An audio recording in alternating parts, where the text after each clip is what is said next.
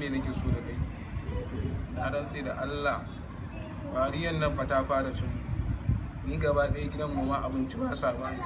Ai sun ce wai shaye-shaye nake. Kai da Allah kai ne banza ga shagon abokin mun san an je an buɗe mai kawai da mun je iwa mice. Kwanaki sai da buhu 5 ake ga amma. Ni ba nan ba kawai ka gane abin da nake so da kai kawai duk wanda ya wato mana a kawai me mai zuwa ɗaya. Kawai shi ne. Amin wa alaikum assalam. Ba dai muna zauna layin ba.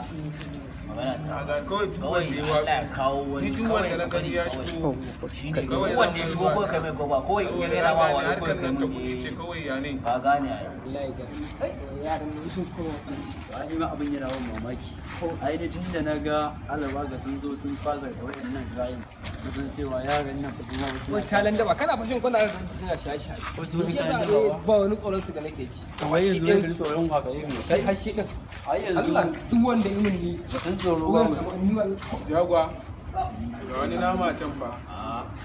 A wancan nama na gada dukkan alamu kuma za a dan tasu wani abu. Yi mana. Yi mana. Ya dan me mana su wani abu. Oi. A waya bai jage mana. A wani wanda ba ka ce mun ba mai safa. Kai. Ba mu wai yaushe ma ka fara zama ta haddana da zaka zo kake kwashi wanda ya turo ka wancan na zauna bai sa zo mana zaura ba ba mu wai ba wai jikin mu zamu ba ku ba abin nan zamu ba ku me zamu ba ku za mu ba ku nan kai wani da musu me za mu ba ku kun san mu wallahi ko mene nan ba ku wallahi ko mene wallahi ko mene wallahi ba wa